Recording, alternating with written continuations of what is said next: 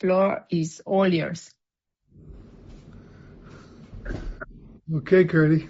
Oh my God, thank you very much. That was great. That was great. And I brought my friend Mitchell, who's well, the book says we walk hand in hand. That's what it says. It says we walk hand in hand, and Mitchell and I have been doing that for I don't know 5 years maybe. Yeah, 5 years. And so when you asked me to do this, um, it wasn't like I thought about Mitchell. Mitchell popped up, and I thought, well, there's your answer. Who's going to do this with you? So, why don't we start with this, Mitchell? What you were talking about right before we got on about bills. Bills. We can kind of lead into it with that if you want. Yeah, I think that's cool. Okay, I Is think that so. okay? Yeah, it'd be great. Yeah, I was, you know, one of the beautiful things about being open and having a beginner's mind, really, is that the literature, all literature that has resonance, speaks to you just at the moment it's supposed to speak to you. And when I was kind of just reflecting a little bit upon speaking with Kurt today, he's talked to me a lot about that there's an experience that Bill talks about in Bill's story about the significance of Winchester Cathedral burst upon me. And it's right after when he's getting 12-step by Ebby. It's really wild. Ebby is 12-stepping him. And as I kind of feel into that, it's like Ebby really had tremendous compassion for Bill. And Bill had tremendous scorn, but there was a part of him that was open, because he was suffering. And when he writes about that, it burst upon me. What I was just realizing is that, coming into AA, the first demonstration of God's energy, of spirit, was willingness. That there's no logical reason to be willing for me. But then, we'll get into it. It's not going to be a monologue. What we're talking, Curdy, was about just how, we come home, we wake up, that experience of empathy, compassion, and love from another alcoholic, that moment that galvanized a experience within me that made me remember, not always every minute, but made me remember of the love and the connection I've always felt in my life and different moments of transmission.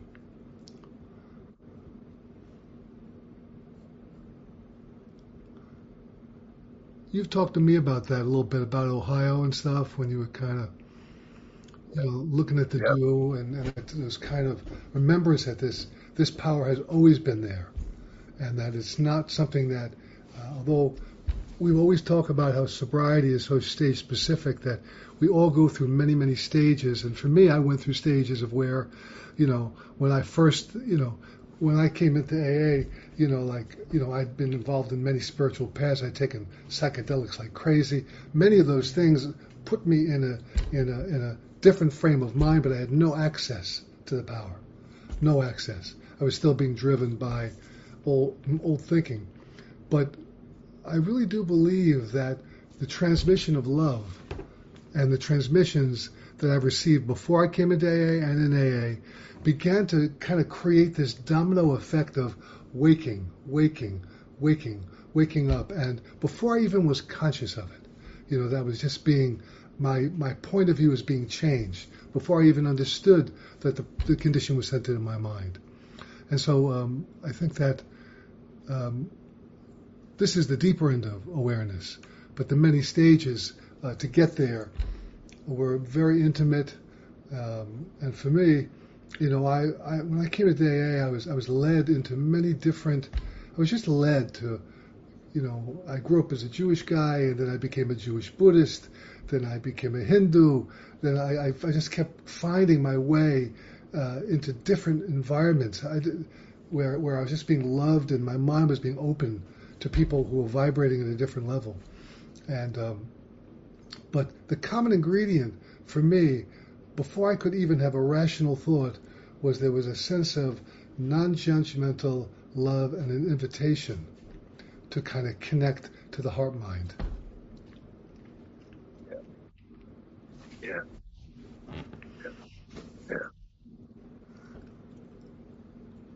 So, Mitch, when we were talking earlier, and we were talking about the significance of Winchester Cathedral burst upon him, and I thought about this. I thought, do I come from my understanding today of where 40 years later this has been, or do I come from how did I start this thing? Yeah. How did I start this? Because when I came in and you said God, I shut down. And I didn't realize that the books was even addressing that honest doubt and prejudice. I grew up in a Lutheran church. The guy that was hanging on the cross with a bunch of thorns on his head made absolute no sense, so I just rejected it. And AA came at this from a very different approach. In fact, an approach I didn't even see till I was many years into sobriety. And one of the things it said that really floored me, and I'll just read because this is profound. It says lack of power. That was our dilemma. We had to find a power by which we could live, and it had to be a power greater than ourselves. Well, obviously, how are we to find this power? Well, that's exactly what the book's about. Its main object is to enable you to find a power greater than yourself, which will solve your problem, singular. What I found out is all the problems that I have are effects of a problem. And that problem is the bondage of self. It's a narrative in my head. It's conditioned responses. That means we've written a book which we believe to be spiritual as well as moral. And it means, of course, we're going to talk about God. Here, difficulty arises with agnostics. Many times we talk to a new man and watch his hope rise as we discuss the alcoholic problems, explain our fellowship. But his face falls when we speak of spiritual matters, especially when we mention God, for we've reopened a subject which our man thought he neatly evaded or entirely ignored. And I think when I talk about this, I talk about it in the sense of, I remember I went through the steps with a guy named Joe Hawk in 1987. And one of the exercises we did was when we looked at we agnostics, he said every time there's a capitalization, creative intelligence, spirit of the universe, I was to look at that as they're pointing to their definition of God. They're trying to articulate, it's a finger pointing to. And that was like, okay, creative intelligence, I could get with that, spirit of the universe, great mystery. I could get with a lot of that. And that's how it started. But I also remember this, reading that part in the book, it said this great reality is deep down within you. And I remember thinking, oh my God, you can't think that way. There was a lot of fear behind that kind of thinking because I was brought up with an anthropomorphic conception of God, meaning a God that's created in my image in the human condition, which of course was Jesus. And this was a whole different approach. And like Mitchell said, my sponsor, he's a traditional guy. And he used to say, well, let's just put it this way. The things Bill Bird and Don Coyes used to tell me, there was no place for it to land. It just, it was information, it was great, but it just didn't land, kind of like Bill, when Bill said, all of a sudden, this Winchester Cathedral burst upon me, like the significance of that experience. And I would say that's like my experience with that was there was a parting of the veil after a deep surrender that happened in my house 15 years ago, after drinking after 20 years. And all I could say was it all made sense. There was no division. There was an experience of unconditional love. There was the experience of which my intellect had no access to that. It had a concept about it, but it had no experience with that. And when I hear Mitchell in other meetings we're in, and he talks about that, I know that's the love he's talking about. Like We know when we see a new guy and he's in the room, we know that he don't know. We know that he doesn't know what he's up against. And, and we know that because we didn't know what we were up against when he came in. It was like, I had no clue. I definitely had no clue that what the book said, faith had been involved all along. That never made sense to me. 20 years in AA. It says, it's really, really funny the way it's written, without knowing it. That's the most important part of this sentence. Without knowing it, I've been brought here by a certain kind of faith. And what they basically were saying was, you had faith all along in the God of reason, you're thinking. The paradigm that you lived in was transmitted by a narrative in your head based on conditioning, trauma, belief systems, old ideas. It's basically what I was made up of. And you could say in that paradigm, there was a lot of suffering because I was telling stories that weren't true. I say it a lot. Thank God I'm not suffering from what's not happening anymore. Thank God I'm not suffering from what's not happening anymore. Which is really what the book says when it says find him now. It says, you're present, your thought life's on a higher plane. So it was interesting because that was those were the ways he said, creative intelligence, spirit of the universe. I could get with that. That wasn't too much of a reach. And he said, have you ever had a spiritual experience? And I said, no. Immediately I just said no. And he said, well, let's look at this. Maybe that's not true. And so I left, and I was on my way home driving from Santa Monica on the beach. And all of a sudden I had this memory of being 12 years old. And I was on my grandmother's estate in Ohio. It was 7:00 in the morning. And I was standing on the back porch, which had all these stones. And the yard was 80 acres. And so you could see the mist on the ground. And you could experience the stillness that was going on. And all of a sudden, I realized, oh my God, there was no separation. There was wholeness.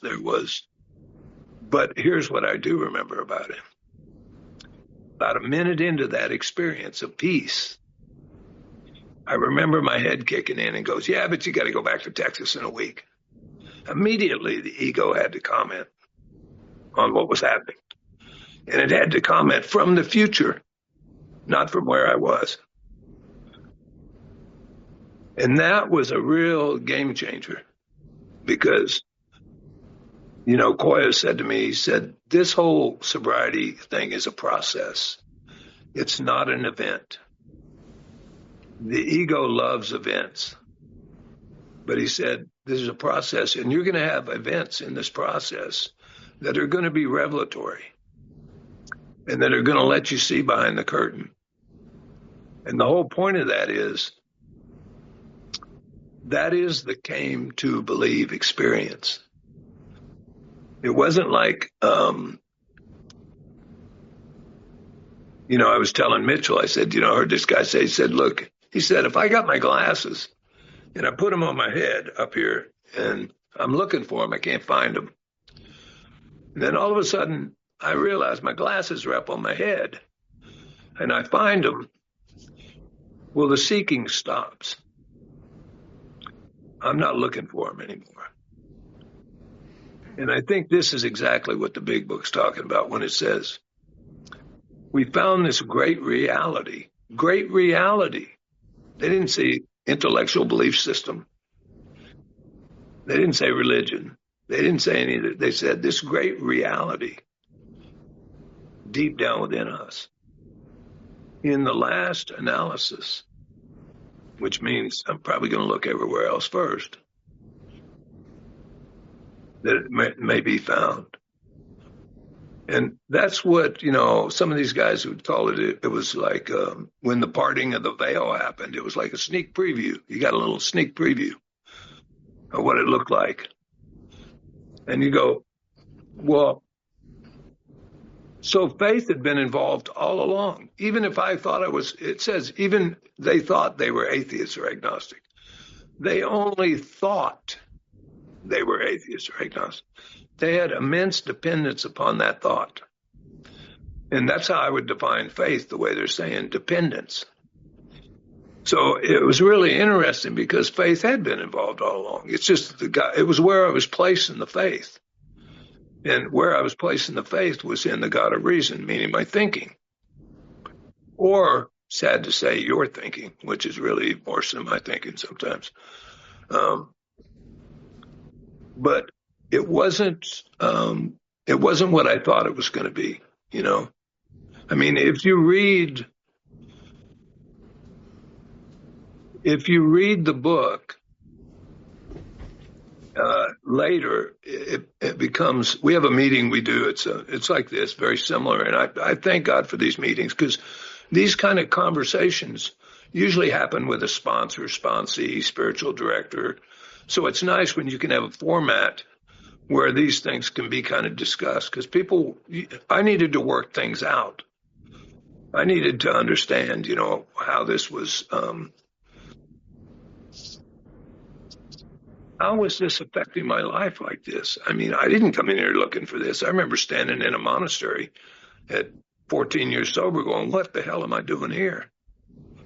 Like, this is not where I normally hang out. I mean, I'm an ex-convict. Well, I take that back. I'm a man that's been to prison. I'm not a spiritual guy. And well, then I found out from you guys that irritable, restless discontentness that I had before I ever drank was what I was trying to mitigate with the booze. That booze, preferably Grey Goose on the rocks, would give me a sense of ease and comfort. And that sense of ease and comfort, I think, like Jung would say, it was almost like a mimicked experience. Mitchell mentioned, he'd done hallucinogenics and things like that. And, I just consider that a chemically induced spiritual experience. It's like you transcend the ego. I've never done those, ayahuasca or anything like that. Did LSD back in the day, but there was no consciousness to understand what was happening. It was just, just living life and having a good time, So when I came in here, people said, well, there's a spiritual part of the program. Well, there isn't a spiritual part of the program. The whole program is spiritual. The whole program is spiritual. It's not like you can't divide it. Joe used to say you can't compartmentalize your life. Meaning you can't practice these principles at work and then go home and kick the dog. It doesn't work that way. And what Koya's helped me with was, after I drank it 20 years, I called him and I said, listen, I think I know what I was doing for 20 years in AA. And he said, what? And I said, listen, I think I was managing my life with spiritual principles. And he said, that's not what you were doing. What you were doing was you were managing your life with your ego's interpretation of spiritual principles. That's very different. And what he was saying was this thing had not integrated into a way of living, a way of seeing. It was still on the thinking level. So it was really difficult. And there wasn't fault in that. Like me and Mitchell were talking about, it wasn't fault. It was like I needed to do all that. It was, the book says it's all inclusive. It was all useful, just like the drinking was. I thought my life was over when I got here. I was completely wrong. Totally wrong. The life I was living was over. But life wasn't over. So it's a great, I say this, we're just talking from our experience and pointing. We're just pointing. And I think it's for me, it was very revelatory. And when I say that, I mean, it moved me out of my head. And when it was to see that being convinced that self, this one thing, this one condition, had manifested itself among many of us in different ways. But it was one condition driving all of us. And I didn't know that because I was identified as the condition. And you're so much bigger than that condition. We all are. Pretz used to say to me, he said, I want you to know something, Kurt. You're special. You're just not extra special. And I thought, bingo, that's the deal right there, So, like I said, this I'm going to let you jump in here, Mitch. The process, the way I see it just today is real simple. It's everything is an expression of God's will. That was kind of the native teaching I got from the guys, and everything is an expression of God's will. Everything in the physical realm is an expression of that consciousness, that creative intelligence. It's just that simple. And I'm not absent from that. And it's not that I know that intellectually. It's that's an experience. That's a living experience. That is a great reality. And what I have with that is a daily reprieve. And that daily reprieve is contingent on, just what the book says. It says, you get up in the morning, you ask God to direct your thinking. Why? Because the book says your main problem's in your thinking. It's a perception change that you need. And it was a great experience to see I was not the actor when I was writing inventory. That every time third column was hurt, threatened, or interfered with, it was hurt, threatened, or interfered with this, you could call it ego or self. It wasn't me. It was all the things I'd learned and believed, which made sense why they said you had to get rid of your old ideas. The result was nil till we let go absolutely. Now, I know for a fact that every one of you has that within them, whether you know it or not. And because when you recognize it in yourself, you can't help but recognize it in everyone else. And that gives you, it says gained access to and believes in. You gain access to this thing, I guarantee you'll believe in it. And it won't be a belief system from an intellectual, analytical concept. It'll be a revelatory experience that'll shed light on it, like the book says. We entered the world of the spirit. What's that look like? We can comprehend the word serenity and know peace. Comprehend the word. We can look the world in the eyes. I always look down. I never looked at somebody's eyes. If I was in a restaurant and I ordered something, I looked down. You comprehend the word serenity, know peace. All the promises are descriptive of what that sense of well-being is. And I just think AA it was completely necessary for that collapse, that surrender experience, to gain access to this thing. And it's why we spent so much time in the first 43 pages, blowing a bunch of old ideas out the window. So how about you take it, Mitch? Okay. Well, you covered a lot. I think maybe the aspect I'm going to talk about a little bit is just, there's a lot of different levels of healing that have happened to me in AA. Spiritual healing, emotional healing, physical healing. And I think that, the openness, like when it says the only thing that can defeat us is, that kind of, that Herbert Spencer quote, just, the bottom line is a closed mind, very simple. And I guess the part I want to focus on is the bridge to experiencing the power within and around me. And I think that part of the way, when I was getting sober, I was being led to very different people. I was just being led. And I had a spiritual director named Sister Claire Murphy in Graymore. And I was in a meeting in Manhattan, and I heard some cat speak from the podium, and he said, my goal in life was to be a priest or a pornographer.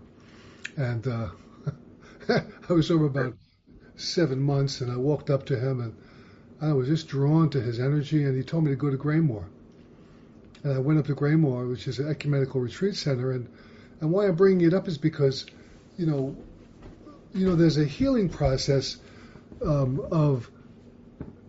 which is extremely intimate all along the way for me of feeling connected. Because when I first started to pray, I felt like I was shooting a space hook up to God.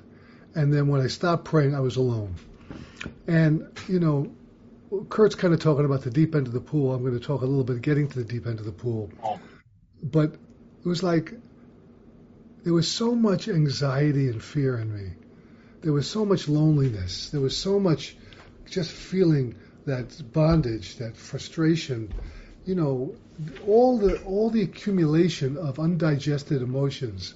Because the narratives that become visible and evident when I wake up were not evident. And when they're not evident, they're causing so much pain and loneliness and a drive to put the fire out with booze and drugs and whatever it was. And so, there's so much unconscious material that gets revealed. And I remember when I first started praying, I feel like I was hallucinating. I mean, I really did. And I found myself laying on my back like a dog with my hands open. I just felt the spirit moving. And Sister Claire, what spiritual direction does very often, whether it's with a sponsor or an outside person, is to help you to see how this power is actually manifesting in your life. And you really get to see that through the steps, right? It really happens. Like, how is it when I wake up and do inventory, and I'm so congested with conflicts about money, conflicts about relationships. Like it says in the book, the inability to form a true partnership with another human being has been the immediate cause, almost always been the immediate cause of our woes. And so this is a painful life to live in, being driven by these narratives, by these undigested emotions, and so much emotion, so much stuffed emotion that, and I think where I started to really have a sense of the great reality was often in the rearview mirror first, was that I was really, really angry. I mean, I'm telling you, I had some real rage at myself, conflicts, some trauma shit, some real difficult stuff. And then I found myself, without this level of anger. And I didn't do it. And, I didn't all of a sudden, work a Tony Robbins behavior modification program on anger. All of a sudden, this thing got lifted. And I began to, out of experiencing the spirit and truth are kind of brothers and sisters. And when I experienced the truth of this awareness, of seeing through the veil, seeing the behavior, not without the desire to come up with a plan to fix it, I just felt so much gratitude to feel free, first in degrees. And as we know, your sobriety is not an intellectual experience, nor is it something, the old timers used to say, if you want to know how sober somebody is, ask their family. Because everybody can be a good boy and a good girl in an AA meeting. And so in these interactions of overreacting and underreacting and all of a sudden now responding from a place which isn't even conscious, it's not like trying to act well, it's like being in the spirit. Because the heart gets changed, through the experience for me of this intimate connection with other human beings, with nature, for my case with music, because music is a vehicle, poetry is a vehicle that has changed my life. I'm a musician and a poet, and music has been a safe harbor to me when I was a kid. And so there are different things that raise my emotional frequency, that connect me to a vibrational energy that attunes me to something beyond my understanding. And part of the whole idea is that I'm meeting life now. The mania of the alcoholic is tomorrow, yesterday. This is the mania of just being tormented by false evidence appearing real, the self-pity. And life can only be happening now, and that seems like a Hallmark card, but the spiritual experiences that kind of accumulated through my life in AA, being devoted to AA, and making a covenant with the Spirit. The covenant I made with the Spirit was I'll go to any lengths not to harm another human being. That was like a covenant I made in my sobriety. And that covenant that I made, which was just purely of my heart, kind of galvanized my energy. And I've been sober a long time, and I've had this unending sense of enthusiasm for AA, not because I'm a good guy, not because I'm anything special, but something has been touched, something has been awakened in me.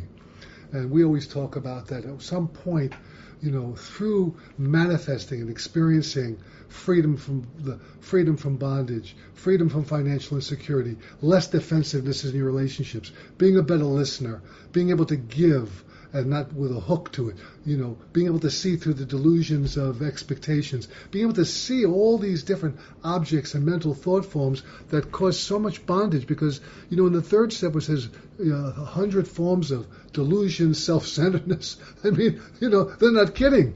The mind, this understood mind, this untrained mind on one level, is a wild kingdom.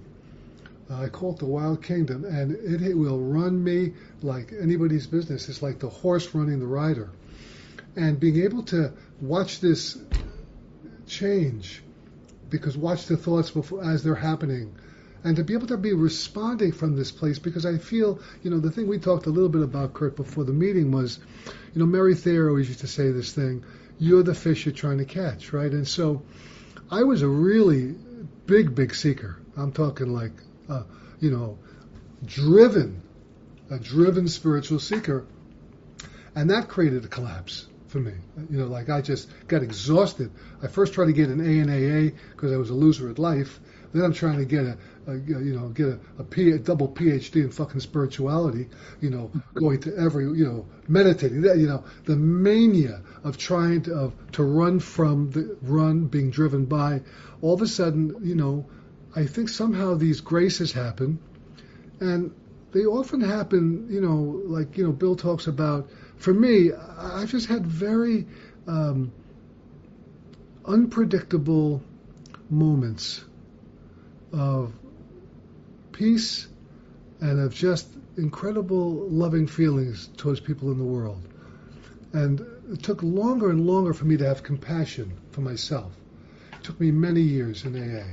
I don't know, to feel that compassion, because I think compassion and unconditional love are all part of that energy. And I don't like to theorize about God. I do believe that it all is created from one source. I'm not big in trying to analyze and giving a description of God, but I do know that, in these one moments of this life, when you go through difficult shit in your life, and you have peace, you're living in the presence. That's as simple as it is. To go through hardship, difficulty, pain, which all of us go through, with peace, is an experience of transcendence. When my problems don't become your problems, it's transcendence. When I can actually be a force for good in other people's lives because I'm really attuned and listening more carefully, it's grace. And so I don't do it all. And Kurt very focuses a lot on something that's so critical, which is this change of perception is not something I manage. I don't manage the change in perception. I make myself ready for it, but I don't manage it. I don't manage this perception, but we continue to watch for selfishness, self-centered. We have all these beautiful tools, review our day. We have this whole experience of staying continuously aware of living present now. And living present now is to be able to be at peace with the fundamental realities of life. That life is uncertain, that I'm going to die, that everything is always changing, and that there are unresolved situations constantly, and that falling into that place of safety, of emotional safety, is evidence of a promise. There's many, many promises that demonstrate in my life that aren't written in the book. Bill Wilson didn't have a great understanding of intimacy, of relationships. He was a womanizer, tormented by emotional dependence on security instincts, on fame, on ego. He was a brilliant, wonderful guy who I bow to. But, part of what starts to happen in this path for me is on a deeper unconscious healing level is to see these dependencies, these secret dependencies that the self makes on people, on things. And so I don't know, I'm at a point in my sobriety where I'm not really a seeker anymore. I don't really feel the need to seek. I read books because I get resonance. I love to be. I wake up in different ways, but the living is through this commitment to this 12-step way of life, and part of it involves this deep desire to be a bodhisattva in this life, to just be a mensch, a bodhisattva, to be a force for good in AA and a force for good in the life. And when that continuous energy is flowing through me, or I don't have to choose to do that, that's a demonstration of being connected to the spirit.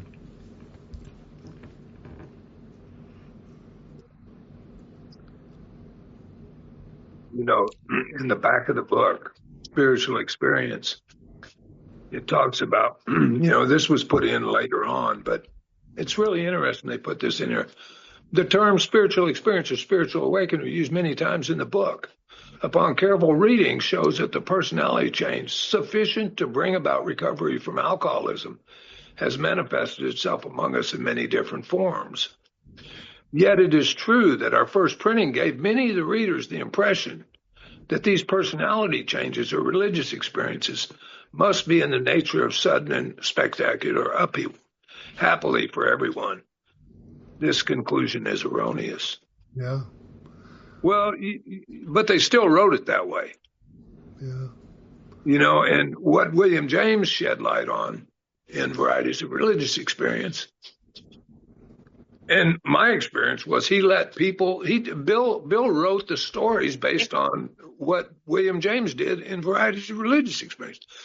In their own words, William James allowed people to talk about their conversion experience.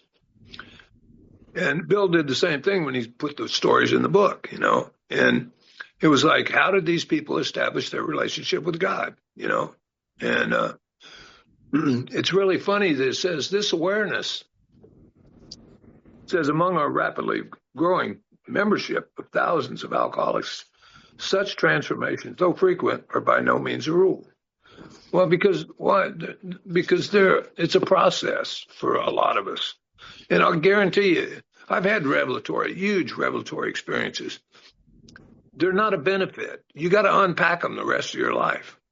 So it really doesn't matter whether it's educational or sudden. It says among a rapidly growing membership, thousands of alcoholics, such transfer, though frequent, are by no means a rule. Most of our experience is what the psychologist William James calls the educational variety. And then he goes down, he says he finally realizes that he has undergone a profound alteration in his reaction to life. In his reaction to life. Yeah, that's the deal. Yeah. And it says his reaction to life, and the change could hardly have been brought about by himself alone. What often takes place in a few months could seldom have been accomplished in years of self-discipline. With few exceptions, our members find they have tapped an unsuspected inner resource, which they presently identify with their own conception of a power greater than themselves. Unsuspected inner resource. Most emphatically, we wish to say that any alcohol, most of us think this awareness of a power greater than ourselves is the essence of a spiritual experience. Our more religious members call it God consciousness. And I mean, we, like on a simpler level, I think I remember asking a question, like in the beginning, I didn't know what meeting to go to. And I was standing in a clubhouse, Bel Air Club in Houston in 1986. And I remember standing there and I remember thinking, I got meetings all week except Tuesday. And I don't know where to go on Tuesday. And there were two guys standing next to me and they were having a conversation. And one of the guys mentioned to the other guy, he said, there's a really good meeting on Tuesday. And I'm standing there listening and I'm thinking, well, that's a coincidence, like, but really it's what the book says. It provides what you need if you keep close to it. So I went to that Tuesday meeting and it ended up being my home group. So this thing started at a very simple level. And, I say, synchronicity or coincidences these kind of things happen all the time. We hear people in meetings talk about men's stories that, you can't write this stuff, and, it's just, to this day, it's fascinating to me. It just,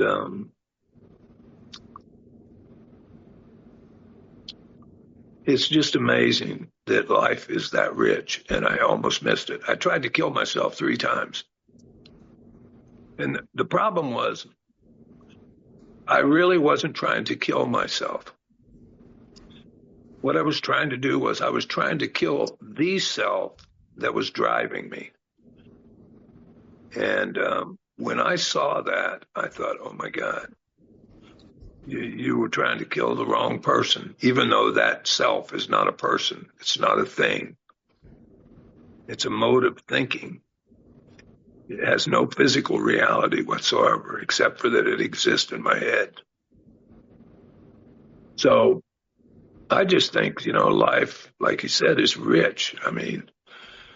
I just, even, I've had health problems for 3 years, and it has not touched the gratitude that I experience in AA and for you guys. And the physical pain, everything I've been through, it has not touched that. That has not gone away, which is what Mitchell was saying about, you can deal with life on life's terms, and it's just it's not what I thought it was. It's not what I thought it was. It says we made a decision to turn our will and life over to this power. Well, it's a decision. Why is it a decision for me? Because at some point I realized I never had my life to turn over. I was being driven the whole time. So the only thing I could do was make a decision and then follow through with the rest of the steps, which put me in alignment with what was already happening. I just didn't know it.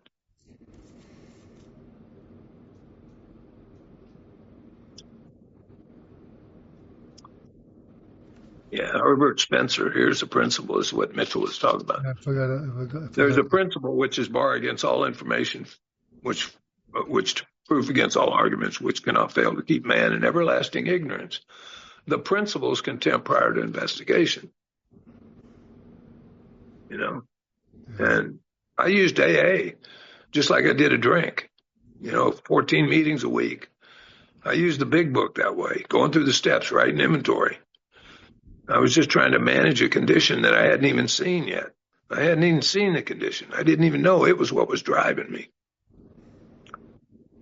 And that was all part of it. It wasn't like I did something wrong. It was just all part of, like Meister Eckhart would say, the spiritual life has more to do with subtraction than it does addition.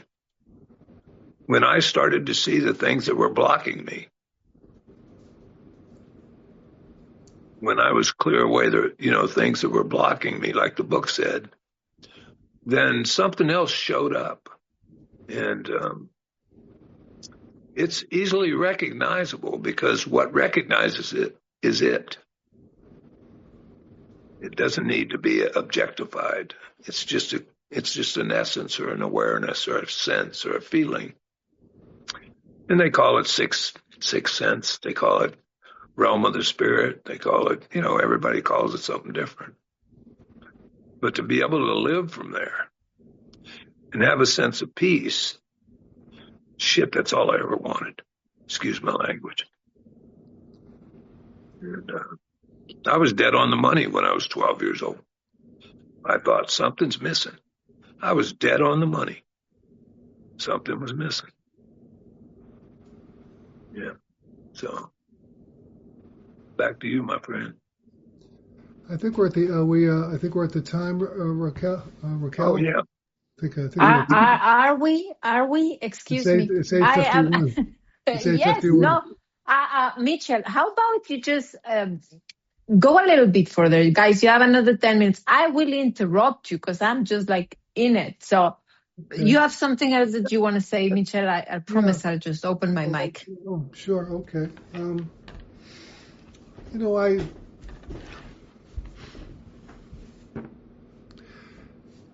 As I've been kind of staying in beginner's mind, and I more and more find it harder to describe the nature of reality, and that I'm very involved with these Zen koans because they disrupt my rational thinking and they create an opening to allow me to meet this moment. Because, one of the things that it's living in the present moment is very different than living in your mind. It's just a very different experience to be in presence. And I think one of the things that, Kurt was talking about is the untouchable part of being grateful. I think at some point for me, because I've almost died a couple times in the last bunch of years with open heart surgery, cancer, I've had some really serious shit, and when they take your heart out of your chest, it's like science fiction, they put it back in. And to be in peace through these experiences, and to realize that I'm the beneficiary of this grace, the grace to be relieved from the obsession to drink, the grace to be able to be in a 36-year marriage, the grace to have kids, the grace to be a force for good, the grace to be living presently, fully engaged in this life. Really, the deliciousness of this life, it's like when the gratitude of that becomes awakened within me or anybody, it's like a river that doesn't stop flowing, and it's a sustaining energy, and it's not an intellectual energy. It's just, like Kurt said, I tried to kill myself when I was 11 years old. Family alcoholism. I mean, the stuff that we can become delivered from, and the ability to heal from these distorted perceptions, for me, I've been someone who's been involved in all kind of modalities of help. I mean, I beat the shit out of a phone book with a telephone with a hose to deal with my rage when I was 7 years sober, doing Elizabeth Kubler-Ross shit. I mean, I had anger like a gangster. I had 3 Tony Sopranos in me. You know what I mean? And so, I mean, the path to healing is so powerful. And, for me, part of the joy of my sober life has been I've just been led. I've been led to so many places. I was led to Kurt. He's my brother. He opened up the cosmic dimension of the Big Book to me. I've been led to teachers and people on the bus stop, people at Whole Foods, just these moments of life where I've experienced so much connection, so much unity with life. And I think that we really need to go through these 12 steps. There's no question about that. These 12 steps are essential, but there's a different way to go through the 12 steps. And when you realize that the condition is driving you, and it's not you, that's a different level of thought. That's a whole different level of reality, to really see that you're not your thinking, and that there is something seeing the thinking. And And then on the other level, I think the thing I'm realizing that, I think at this part of my sobriety, I'm having a deeper level of emotional healing. And what I mean by that is just kind of really relieved of a lot of these drives, these drives to be somebody, these drive for security, the drive to, I don't even care anymore how I show up, who I am. I mean, I've lost interest.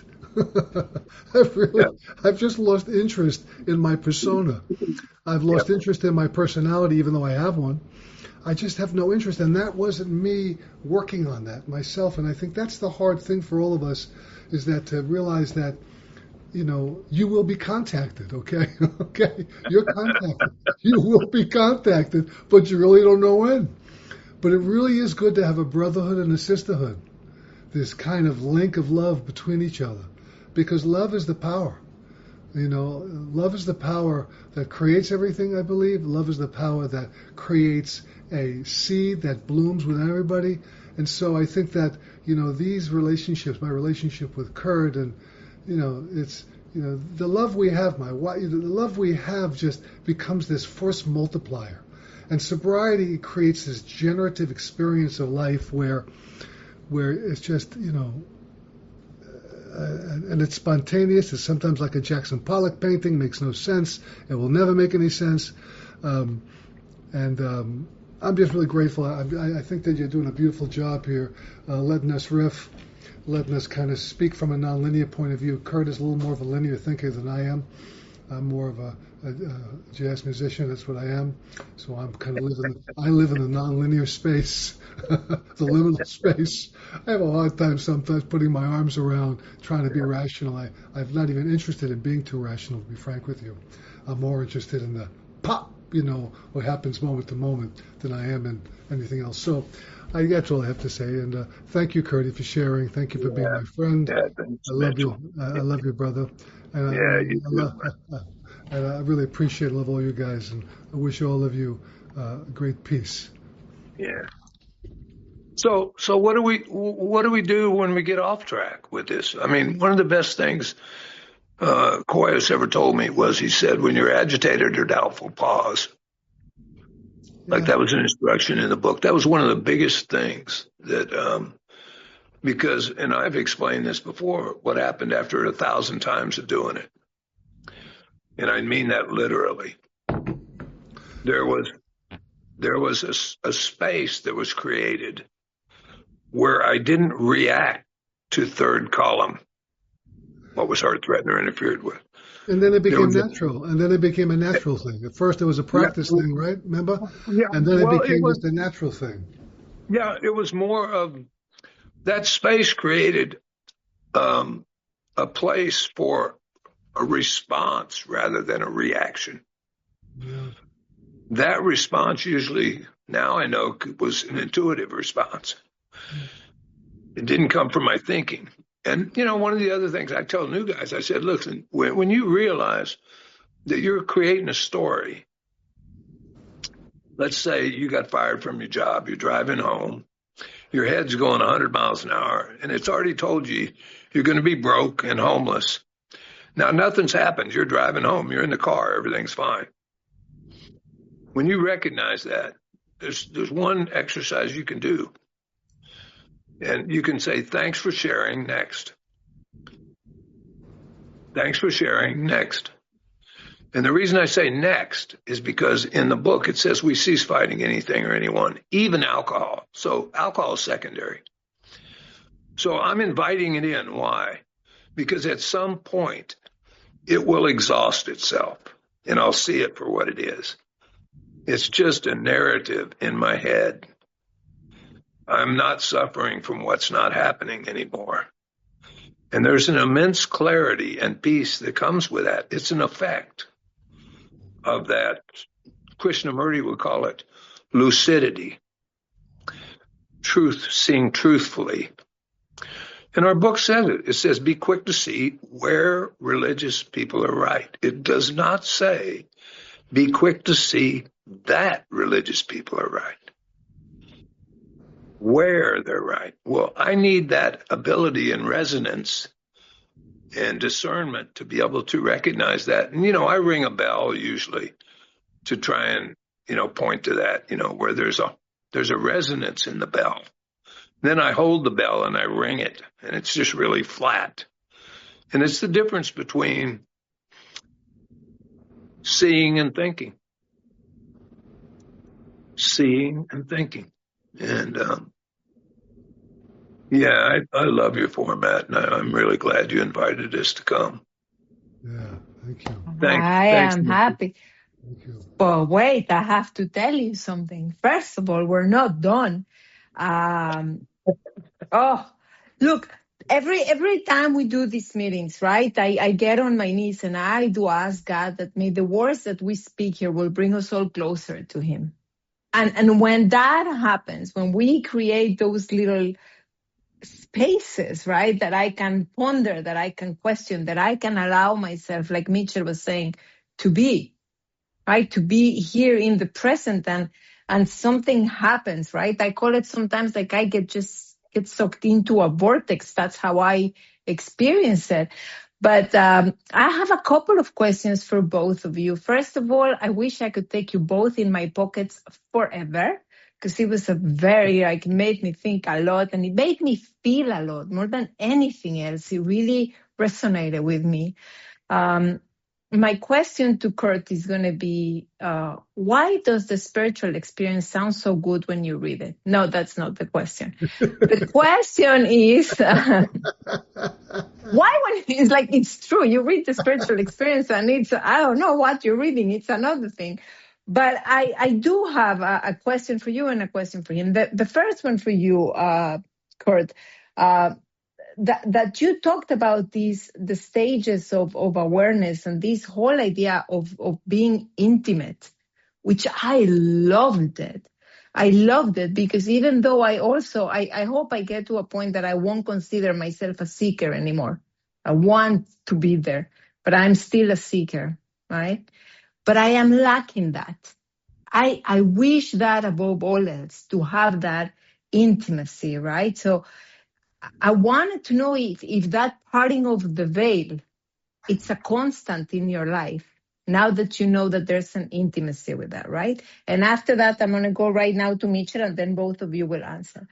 My question to Mitchell is, first of all, I need to thank you for putting it simple in this whole idea of what is the transcendence and what is the manifestation of that power, right?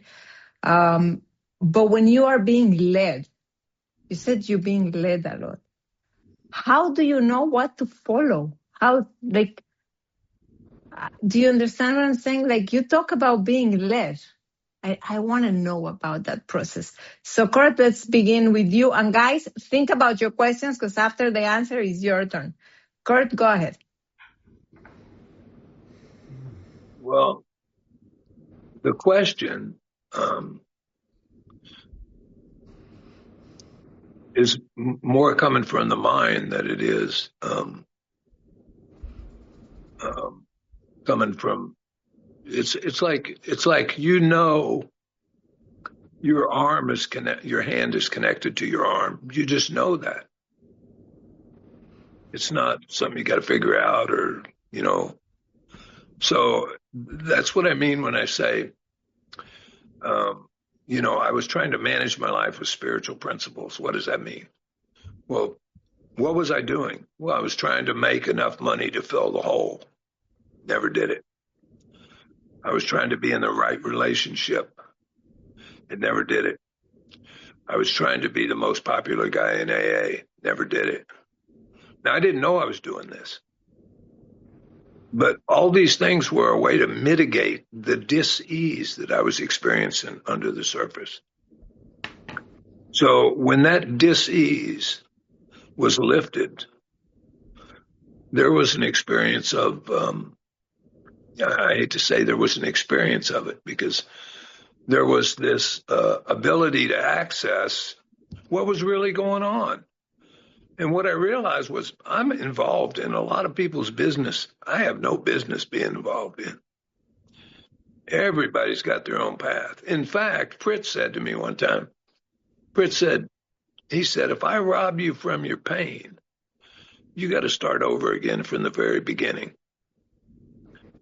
And I thought, wow, that's profound, because that pain is like it's, Koyas would say it's like the curb in the street. It's trying to tell you something, but you're trying to wish it away the whole time. So it's just a movement of more how it's like I don't even really think about how I'm being led. I just I do the thing in the morning. I go to the beach in the morning. I sit there. I do the little exercise. Sometimes I'll get there and I'll go, well, my thinking's already directed. I'll have the conscious awareness that what I'm asking for has already happened. That this self-pity, which is the past, dishonest is I'm not seeing with clarity in the present moment. Self-seeking is the future. See, when my mind's divorced from that, then the book says your thought life's on a higher plane. Your thought life knows nothing about that higher plane until it reaches that higher plane. It doesn't. It doesn't know what it doesn't know until it knows it. So it's just a movement, I mean, it's like I say with Linda, I think why we get along so well is I don't need anything from her, which is completely different than any relationship I was ever in. I don't need that, which means I could be fully present and I can participate in the relationship in a way I couldn't before because I was totally blocked. I was just unconscious. It's all. Yeah. So I hope that answered something. Yes. Mitch? Yeah, I think the intimacy that you kind of, how I kind of understood your question, I remember when I first, realized that I loved the Spirit, that I felt this great love for God. It was not an anthropomorphic God, but I felt this, I was almost embarrassed by how much I loved God. I just felt this love for God. And I didn't even understand anything. And there was a lot of pain that came up in that intimate experience first to just try to let go. And I was just, I was confused. And one of the words people very rarely use in an AA meeting is the word pain. For some reason, it's not a word people use in AA. Pain. Well,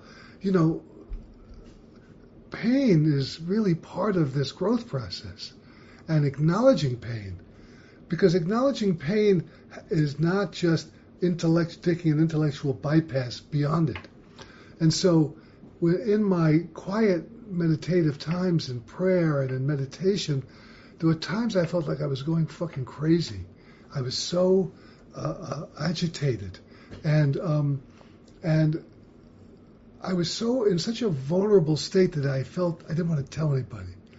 And that was the power of first is vulnerability, because part of this life is a vulnerable life. It's not just we are in a vulnerable life. We have a fragile existence. This is what it is, and part of the intimacy that from how I'm hearing you is that, one of the great delusions is I'm not safe. I'm not safe. I'm not safe. I'm not safe. I'm not safe. I got to protect myself. Well, part of the dismantling of this ego is dismantling these object forms and these thoughts that I'm feeling threatened by other people. That other people can harm me. And when all of a sudden I end up, and this is, I think, part of the awakening, is that there's nobody to defend against. There's nothing. Nobody can hurt me. Doesn't mean that I may not choose certain people and don't want to be around other people, but people they can't hurt me. And that one of the spiritual awakenings that we often talk about, Kurt and I, is the experience of an undefended heart where you're just kind of like, it's okay. Like, whatever happens, happens. Shit happens because it's supposed to happen. One of my sponsors used to say to me, Mitchell, it's not fair, it's not unfair, it's the way it is. And I said, what are you, a fucking comedian? Is that the best you have? And then he said to me, whatever happens is supposed to happen. That's really because it happened, schmuck. Okay, like there's no arguing. The alcoholic will say, "Why did this happen? It shouldn't have happened. It should." I mean, it's like this is the comedy of alcoholism. Like they'll get on the phone with a guy, "Why did this happen? It shouldn't." I mean, it happened because it happened.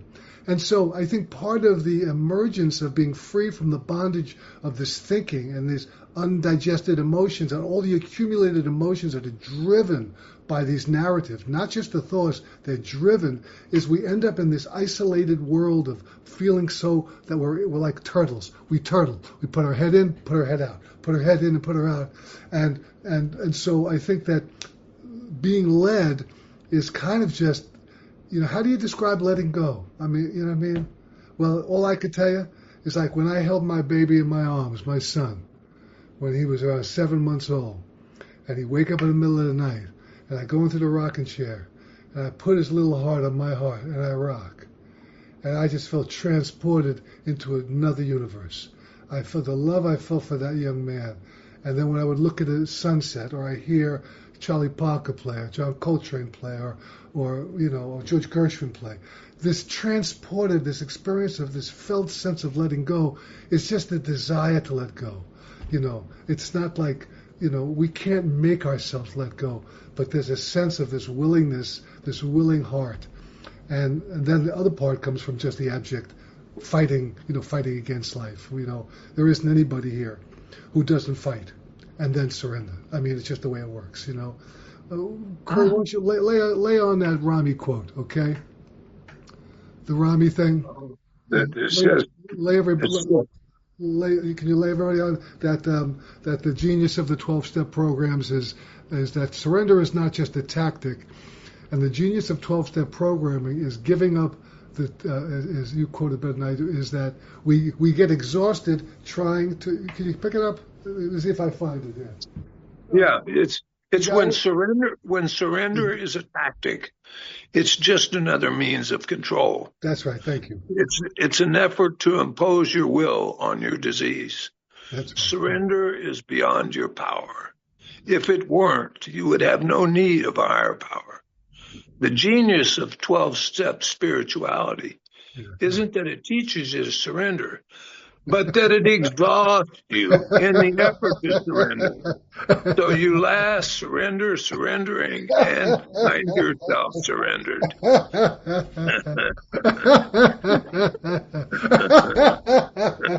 And when you hear that first, you may think this is some Rodney Dangerfield double talk until you get it. I mean, really, it really sounds like double talk, but it's so. But oh God, it's a comedy, Well, it's a great description. It's fantastic. It's just, it's the truth. I think the good news is that at a certain point, the ego becomes like your own personal stand-up comedian.